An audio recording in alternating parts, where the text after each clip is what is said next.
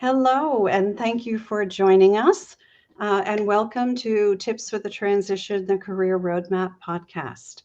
And in case you're new to this show, we have just started our fifth season, and we have been the number one most watched podcast on Voice America TV for about 16 months. And we are now expanding our reach into this live streaming arena, coming to you on LinkedIn, Facebook, and YouTube simultaneously. And we also are on all of the audio podcast channels.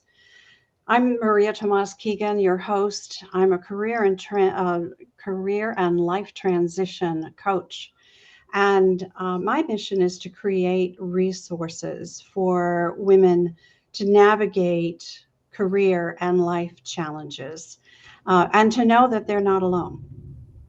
Each week, these conversations are with inspiring women, and they are intended to help women around the world become more confident, resilient, and brave in their careers and indeed in their lives. So, if something strikes a chord with you as I'm talking with my guest, uh, and you want information, please check below the video in the comments section or the show description, and you'll find all kinds of ways to get in touch with us so that you can ask more questions or just continue the conversation. So today we are going to continue to explore different approaches to finding work that lights you up. As the world continues to evolve very quickly, business evolves too, and that offers all of us challenges and opportunities to explore. So I'm sharing this platform with different experts to bring you new ways, and hopefully some of these might resonate with you and help you. So let me tell you a bit about my next guest. Avani Patel helps people who are ready to break free from the conventional wisdom that keeps them stuck in the 9 to 5 grind so they can align with work that feeds their soul. After 14 years working in the technology field, she fully stepped into her life purpose and her mission to serve others. Through her skills and unique combination of experience in psychology, metaphysics, and the corporate world, Avani is able to provide you with a dynamic approach to your journey. She empowers her clients with tools to create deep self awareness and powerful intuitive wisdom so you can start creating your life the way you want it. And today we're going to talk about what it means to move beyond the fear that could be holding you back from getting what you really want. So let's get started. Let me bring Avani on the screen with us. Hi, Maria. Hello, Avani. I'm going to get this right here in a second. There we go. Hello, Avani. How are you? I'm well. How are you? I'm very well too. I really appreciate your being here and just getting your Thank you for mind on the inviting me screen. to be a guest on your Oh, beautiful show. it's my pleasure. Thank you for joining us. So let's get started. Let's hear a little bit of background about how you were brought up and how that upbringing affected your fears. Right. So I grew up in a pretty traditional Indian from India background where, we were immigrants to this country. Our parents, were basically first generation, or we're first generation, but they came, in their 20s ready to create a life for themselves and basically gave up everything so that they could start a better life for their children. So growing up, we knew that we had to have that determination. We knew that we had to make better lives because our parents' struggle, wouldn't have been worth it if we didn't do better for ourselves. So a lot of children, tend to be in the health career, in tech, in in law or even engineering as Indians, because those tend to be careers that, are either high status or, financially they make better lives for themselves. So in my growing up, I kind of always felt that pressure to be one of those four career choices. But deep down inside, I knew that wasn't really what I wanted. I wanted to help people in a different way. And so I kind of at that time decided that I needed to break free from the conventional, Indian upbringing, and major in psychology when I got to college, because I really wanted to help people's mental health, and not so much, some of the other careers that looked better for, for Indians.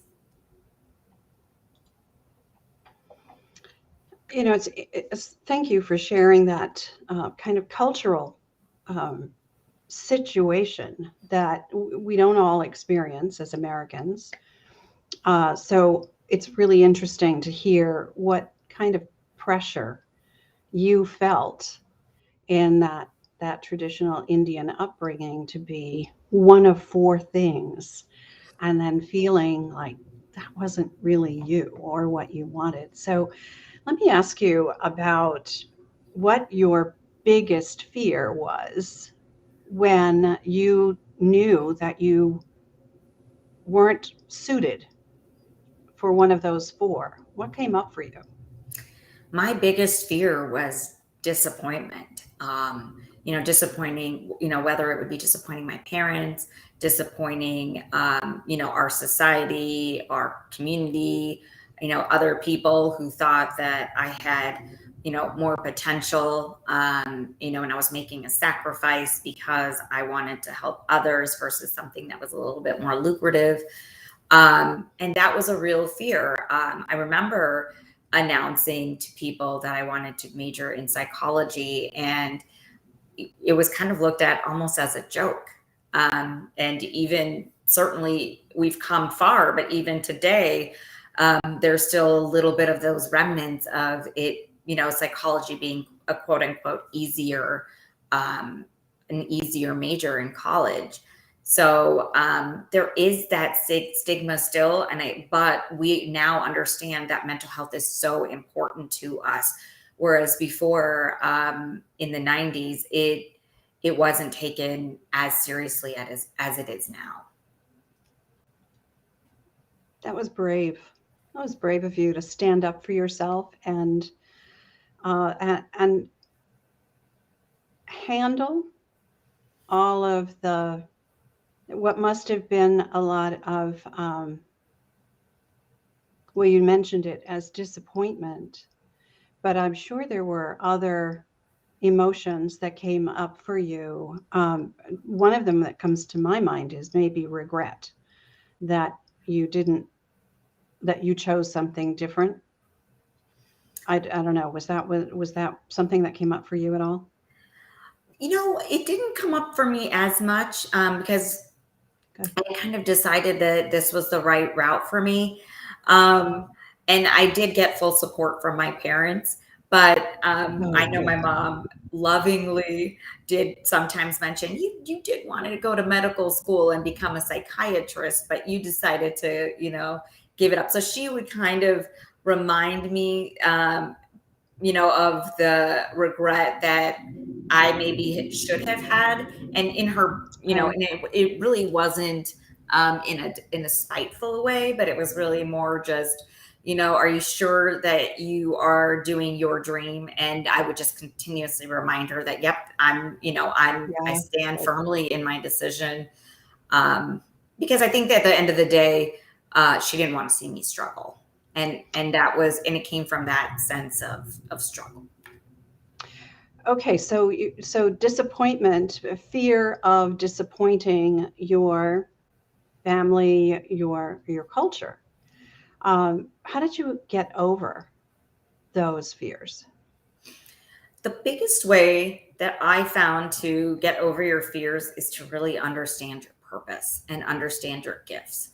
if you know that you are truly here for a reason and you know what that reason is, and you know that your gifts that you're naturally good at, if those two are in alignment with each other, then you know that no matter what anyone says, you can get over your fears because you understand innately that this is what you're meant to be doing. Okay, let's talk about that word, alignment. What does that mean? So alignment really means, when are you in that most state of flow, right? When are you most naturally, kind of being your true essence, your true self? When are you doing the things that really light you up from the inside? And you really think of alignment as, when you were younger, before the world told you what you should be doing, right? What did you naturally enjoy doing? What were you good at? What could you spend hours doing and not realize that the time has just flown because you've just enjoyed it so much, right? That's that when we were all in alignment when we were younger, when we were children, because there were just things that we did and we had no idea that the time just went by. And that's what alignment feels like even as an adult. It's when you enjoy doing these things, you enjoy bringing your gifts into this world and sharing it with other people. It's like doing the work and it doesn't feel like work at all, right? I love that. That's so true, Yeah. right? Yeah. Yeah. That's what came to me when you described that. And I think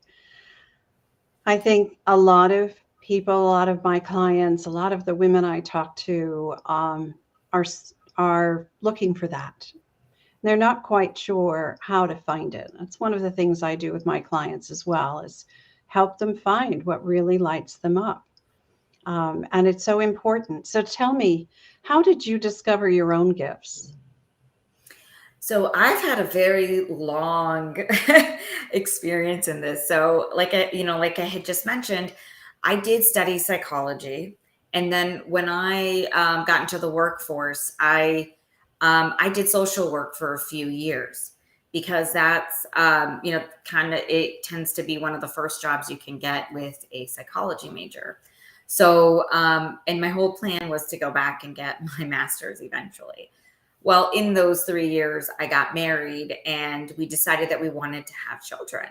So, I did kind of, had to make a sacrifice and look at my values. Yes, this was my calling, but it was an incredibly stressful job, what I was doing. And I knew that if I wanted to have children and raise a family, I myself was not able to have that separation at that time of work and family life. And so I needed to make a decision on what to do next.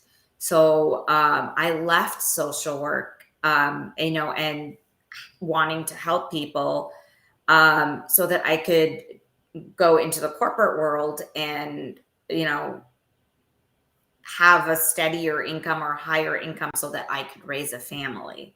And that's what I did for, about 17 years, was just work in the corporate world, just up until last February, where I decided that I again wanted to go back into my purpose. Now we're at a better financial situation where I could, and my children are raised, they're teenagers now, so I didn't need to kind of trade in that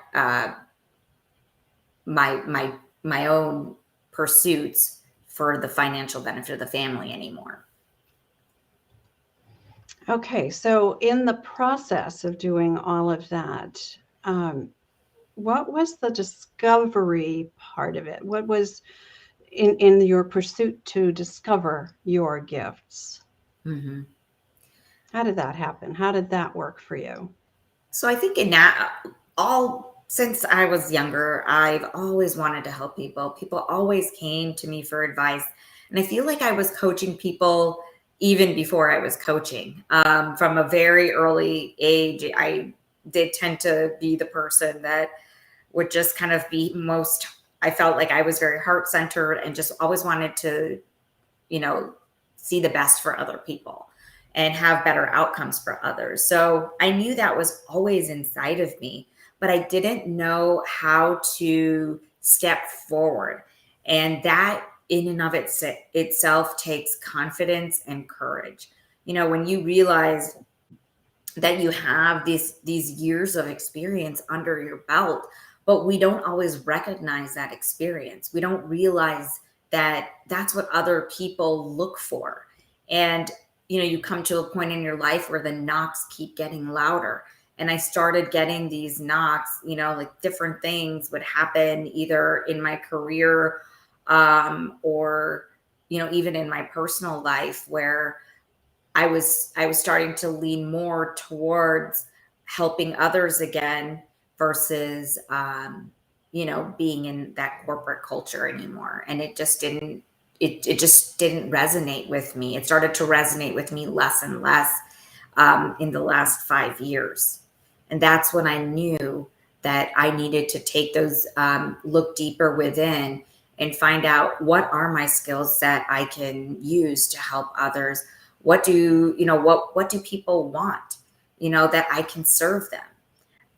And that, that takes that assessment. You really assess your situation, your skill set, and then you can move forward knowing that without a doubt, you have something to offer other people. That's lovely. I think that's a beautiful way to describe it, that you really need to kind of sit quietly with yourself and understand what it is you have to offer. And I love that you said, this used to happen to me too, that people would just kind of naturally come to you and ask for your advice and counsel. Because they're going through a tough time and they just see you as someone who can help them. And that used to happen to me as a little girl as well. So I understand that. I really relate to that.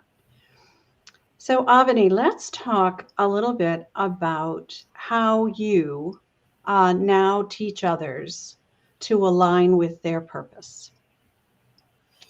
Right. So as I have two ways that I teach others. So one, is that I'm a coach, right? I have a 6-month program where I help people, and we basically start from scratch, right? We have to start with the foundation. We do learn the concepts and we build on it. And during those 6 months, I help my clients really find their purpose, right? Without finding their purpose and without having that direction, we're just walking around aimlessly. And I know what that felt like. I felt it. I felt like I was stuck in this mundane cycle of wake up, go to work, eat, sleep, repeat. It was this constant cycle. And so, I want to help my clients get out of that. So, we start with that foundation and we continue to build on it. And that's a 6-month program that is a group coaching program. And then it has some self-paced modules as well. And, by the end of the 6 months, I have helped my clients find their purpose and really align to their gifts and strengthen their gifts. We do a lot of play, which is what is the fun part of it during our coaching calls. We play around with, what your gifts are. And, I help them strengthen what they already have, what they've already been born with. And how do we create something within them to blend their purpose and their gifts so that they are in alignment with it. So that's the first way I help. And the second way I help is really through hypnotherapy. As a certified hypnotherapist, I help look at, what are these fears that are coming up for you? And is it coming from this lifetime? A lot of times when we look at these fears, it comes from, an earlier age when, either a certain trauma, a certain incident, maybe somebody said something to you, somebody made you feel a certain way. Usually it's before the age of 7 or 8, where something was really became deeply rooted into your subconscious, and then it perpetuated, throughout your years, and you kind of continue to build on those limiting beliefs. So so I help look at that, in not only in this lifetime, but for those that believe in past lives, I can also look at those beliefs and how it was carried on from potentially another lifetime, and you've brought those fears in, and then we break those cycles, and we take a look at what is deeply embedded in that subconscious that we need to pull out. And when we pull it out, we kind of release all those fears from your subconscious, so that you can move forward and not allow those to limit you. That's fascinating. It's fascinating work. It's and with this, the hypnosis and the psychology background, there's a depth there that you can go to with people that not every coach is equipped to do. So I love that you have, those two ways depending on who needs what, right? Mm-hmm. So this episode is about moving beyond the fear. So let's talk about the kind of fear that might come up for people who are and you described it so well. I know this 30 years in corporate myself, so I know the that syndrome we get into, that going through the motions kind of syndrome that we can get into. But there's a lot of fear when we start thinking about what if I were to do something else? What if, everything is changing around me? How do I respond to that change and all the fear that can come up as a result of that? And so how does someone step beyond the fear? Yeah, there are a lot of fears that happen. I think especially for women, and I know I've been guilty of this too in my own career, is that imposter syndrome, right? Who am I to deserve more? Who am I to, to be an expert on a certain topic, right? We doubt ourselves. We don't believe in ourselves fully and enough to move past that, right? Um, but really, when you look at that fear, you are enough, right? Know that you are enough. If we are all born with our own unique gifts, our own unique skills, you have something that no one else has. And when you truly stand by that and you truly believe that, um, you know that what you have is something that is a gift to the world, that is a gift to others. So this imposter syndrome stops women from moving past the fear. And I'm saying, say yes to other opportunities. If you're not happy where you are, what's the worst that can happen when you say yes? Are you so afraid of being happy that you're allowing yourself to remain in a place where you're unhappy? What if you did say yes and it all worked out?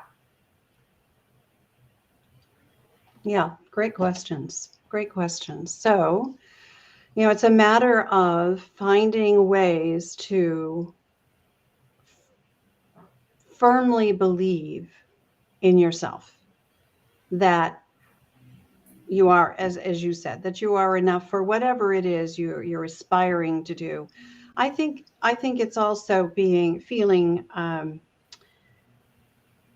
free to dream, right? So dream big, dream about what it is you want to do, and step into that. That can bring up a lot of fear, but I read a book about, it's probably 25 years ago now, called Feel the Fear and Do It Anyway. It's a great book.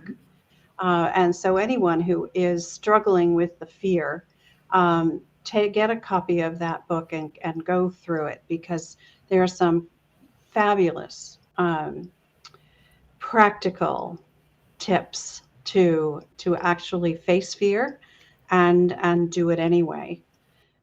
So thank you. I appreciate your perspective on that. So And we right now is a great time to actually evaluate what's going on. There's a term which I'm not sure if you've heard of recently, but it's called the Great Resignation. And right, and that's happening where people have been home during the pandemic and they've had that. They're assessing their values. Companies are asking coworkers to come back, employees to come back, and they've had some time to sit with their families or assess their lifestyle, assess what's working for them, and what wasn't working from them before. We've gone through so much as a collective, as humanity during these past 18 months, I would say. And and people are really taking a step back and looking at what's important to them. And, just September alone, there was the greatest number of people that that resigned. It was 4.4 million Americans that left. And then coming next month in January, that's a time where just in general, people tend to resign. And then on top of the other layer of this great resignation, I think people are getting to that tipping point where they're ready to face their fears and be open to the opportunities or even to the unknown. That fear of unknown is what stops a lot of people. And now, after, the pandemic, people aren't afraid anymore. And more people are looking to do what really fulfills them. Now is the time more than any other time where you can resign and you're not alone. Yeah, yeah. And as a career coach, you're so right about that. It is the perfect time because the other thing that's happening is there's a shift going on in the workplace, in corporate. And what's happening is I align it to like the real estate market where you have a buyer's market or a seller's market. In this case, you have an employer's market, which it has been for a very long time. And now things are shifting and it's becoming more of an employee's market.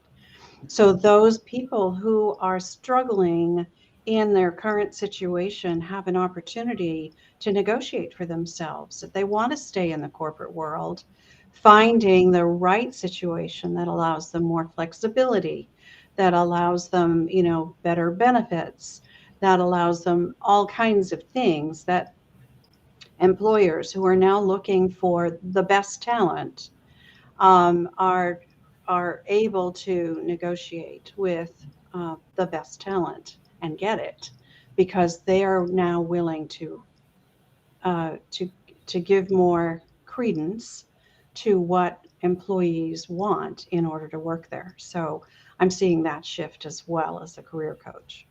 Exactly. And don't be afraid to ask for what you want or No, what don't you be afraid need. to ask. Right. And not Absolutely. just not Mm. just for a future job, but even now. If Yep. you need something, if you need a little bit more flexibility because something has changed, ask for that. The worst I can say is no, right? Right. But you Right. never know. A lot of employers right now are willing to negotiate, just to keep To, really good to talent. keep the great talent. That's right. That's so right. All right, so we have one last thing to do here, Avani, and our loyal viewers tell us it's the best part of the show. So for those who are new to the show, we end each episode with a segment where my guests share their practical tips, and that's why I call the show Tips for the Transition. So Avani, I know you brought some tips with you. What's your first one? My first one is start now by looking at where you are not in alignment. So what no longer is working for me? What does work for me, but what doesn't work for me? What doesn't from the inside feel right anymore? It doesn't feel good. It doesn't feel like I'm in the right, that right moment. You can tell again, especially with what we've just gone through, that shifts have happened in a lot of people's mindset. So what does that shift look like? What has changed for me? Great place to start. All right. So what's number 2? Number 2 is do a values assessment. So Hmm. seeing what has changed in terms of your values.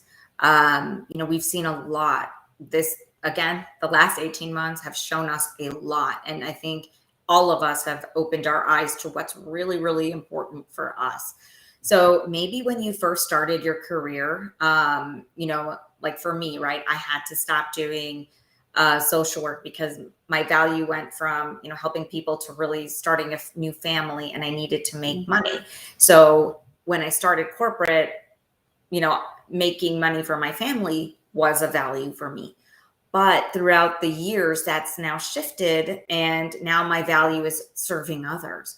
So what do you value? Do you value the money? Do you value the title? Is there certain career goals that you're going after? Or, has anything changed and now you're looking for happiness? You're looking for work-life balance. You're looking for being able to work from home more, flexibility. So look at Mm. those values and what's changed since, since you started, or, after, like, in the last 5 years. I'm so glad you said that values shift as things change for us. A lot of people feel like their values, what they were raised with, are what they have to stick with, you know, forever and ever, amen. And that's just not the case. That's not the way it works. So thanks for sharing that one. I share that with my clients as well. And it's something that a lot of people get stuck on about values. They do shift. They should shift. As Yes. you evolve, so should your values. Love that. Yeah. All right, what's number 3? Well, and just to piggyback on that values that you were Yeah. just mentioning, also look at, are these values my own? Or is it something Oh, that so good. society has given me, or my family has given me, or other people have put on me? Am I really living for my own expectations, or living up to other people's expectations? That's Right. also going to tell you a lot about values. Am I buying, these things because they make me happy and they truly are, here to enhance my lifestyle? Or am I doing it just because other people have it, or I feel the need to keep up, right? So when you really look at your values, another way is are they truly mine? I love that. I remember so well a time in my life when I compromised my own values to keep the peace in a marriage. And so, yeah, that's such a great point. We do often live up to other people's expectations and compromise our own values. All right, last one. What you got?